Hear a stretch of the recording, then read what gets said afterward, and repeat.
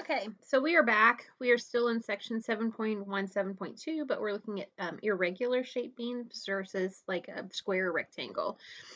So we are looking at, I believe that this is example 1 in the second set, like if I think there's a part B. And so we are looking at transverse shear, and we are looking at bending stress. So we have we have a wide beam, a cantilever beam that is subjected to a concentrated load of P.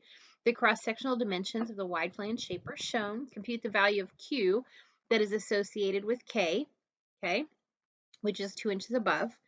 Then if the allowable shear stress is given as 14 KSI, determine the maximum value of P.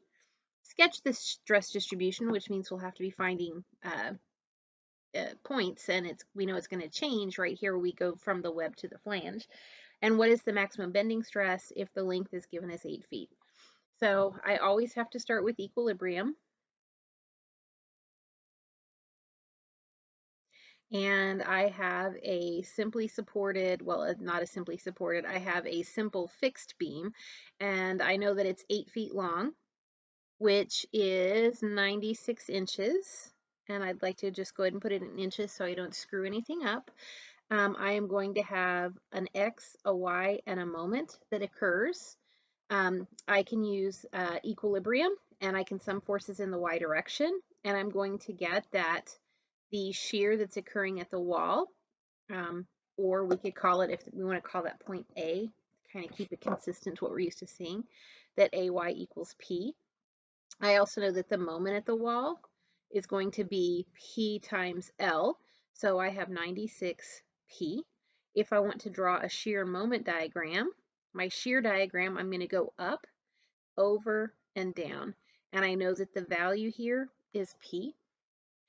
If I want to do a moment diagram, it's going to be the same type of a deal. Here's my moment diagram. I know that we're going to be coming up, and it's going to look like that, and this maximum occurs here is going to be 96P. So I have negative moment. If I have negative moment, I have unhappy curvature. So I have tension top, compression bottom. Okay, so we're going to be using this one to find VQ over IT. I know that V equals P. Okay, so my shear equals P. So I'm going to have P. Q is based on geometry, T is geometry, I is geometry, and I was given an allowable shear stress of 14 KSI. So I can back solve P, and then once I do that, I can calculate my moment, MC over I. Okay, but first it says, just looking at K, what would my Q value be for K? And this is just an exercise in figuring out how to find Q. So we're going to draw a dividing line here, and I'm going to draw a bigger cross section because it's just easier to work with. And I have 6.75 across, and it has a depth of 0.455 inches. I'm going to draw it down to the midpoint. Okay, down to the midpoint. If this whole thing is 14 inches tall, then I know it is 7 inches from here to the very outer fiber. I know that this distance right here, all the way to the top, has to be 7 inches. So this distance right here, okay, is going to be 7 minus 0.455. And if I'm looking at point K, okay, that if this whole distance of 7 minus 0.455, so I'm going to replace that with the actual value. It makes it easier.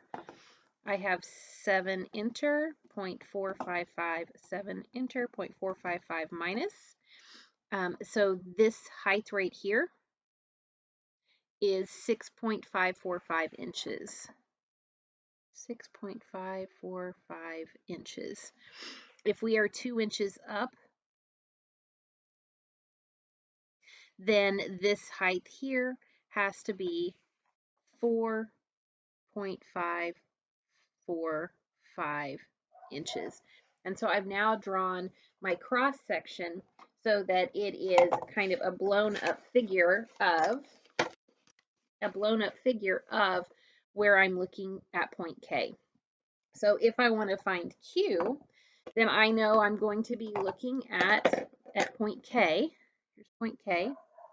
If I want to find Q, I know it's the area beyond. So if this is the midpoint, it's the area away from the midpoint. So I'm going to have this little nugget, and it's going to have a distance back down, plus, okay, plus I'm going to have this area and its distance back down to the centroid.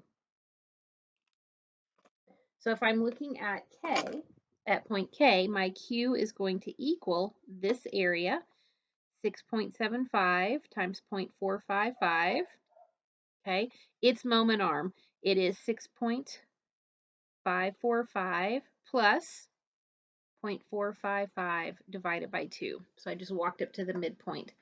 Plus, our purple area, my base, it's 0.285 wide, 0.285 wide. Its height is 4.545.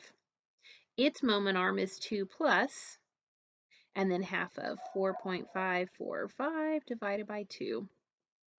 So my Q value at K equals 6.75 enter, 0.455 times 6.545 enter, 0.455 enter, 2 divided by plus times. So I get 20.8, 0.285 enter, 5.545 times. That's my area.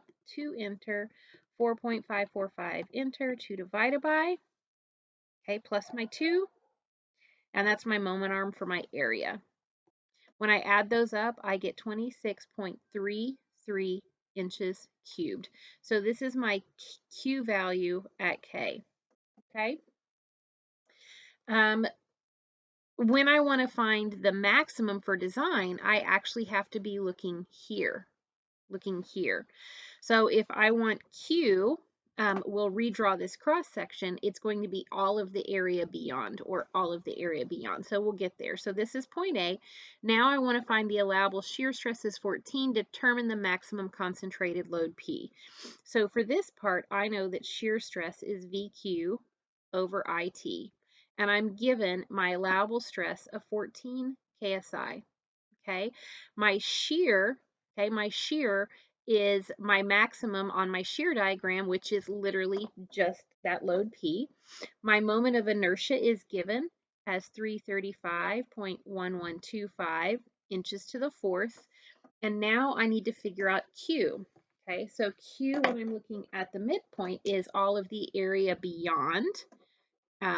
I'm going to have a thickness of 0.285 inches. Okay, so I've got my thickness. I come down here, I have my thickness of 0.285 inches. Okay, there's that. Now I'm going to look at, it doesn't matter, I can go up or down, all of this area times its centroid, and then all of this area times its centroid. And we discovered down here that when I'm looking at this, I've already kind of got this drawn, because instead of just using at K where I've blocked out, I already know that this distance is 6.545 from the midpoint up. So I can actually just cover the same things here. And my Q then is going to have value of 6.75 times 0.455 times 6.454 plus 0.455 divided by 2. So that's just like what we had when we were doing it at K, but this time it's easier. We're going to have our thickness of 0.285 times the height, well, this time it's the whole thing, 6.545, and then my moment arm is 6.545 divided by 2. So now when I'm looking at Q, it's going to be slightly larger, 6.75 enter, 0.455 times 6.454 enter, 0.455 enter, 2 divided by plus time. So we still get that, oh, we got a different value this time than last time. 545, 0.4, so we have 6.75 enter, 0.455 times 6.454, because I'm typing numbers backwards, 545 enter, 0.455, 2 divided by plus times, okay, that looks better, 20.8, that's what I had last time, 0.285 enter, 6.545 times, so that's the area, okay, 6.545 enter, 2 divided by, that's my moment arm, times, plus. So here I'm going to get my Q max is at the center line. It's 26.9 inches to the third. So it's not much bigger than K. And let's just figure out if I'm taking off this little 2-inch nugget, okay, it's like I looked at the whole thing, 26.9 minus, we're not including that little nugget. Well, that area is 2 times the width, 0.285 times. And then the moment arm is just going to be times 1. So that is the Q associated with this. So if I'm looking at the whole and I take this off to get my Q at K minus, look at that, 26.33, I get the same number. So I'm pretty confident then that I have the correct values because my math works out. So now let's figure out our shear stress. So I have 14 KSI equals P times 26.9 inches cubed divided by 335.1125 inches to the fourth, and then my thickness at the maximum is 285. And I can now start doing my simplifying for P, so I'm going to multiply 14 by these and divide by 26.9. So I have 14, enter, 335.1125 times 0.285 times, and then 26.9 divided by. So I get my maximum value of P of 49.7 kips because of my units. And now that I have that, I know that my maximum moment, okay, my maximum moment is going to be 49.7 kips times this length of 96 inches. 49.7 times 96, and I get a maximum moment of 4,771.8 kip inches. So now when I want to find that normal stress, I have 4,777.8 kip inches, okay? My C value, remember that is going from the midpoint to the very top fiber, and that is going to be 7 inches up or 7 inches down, divided by I, 335.1125. So times 7 divided by 335.1125 divided by, and I get a stress of plus or minus because it's symmetric up or down. My compressive and my tensile stress are the same, 99.68 KSI. Okay. And then if we wanted to map out our maximum bending stress, I know that the maximums occur at the top and the bottom, So I have normal stress in KSI. We have negative moment. So I have tension top, compression bottom. So this time I'm going to draw it like this. I know that it does not change as our thickness changes. It's constant because it's just a function of that Y value.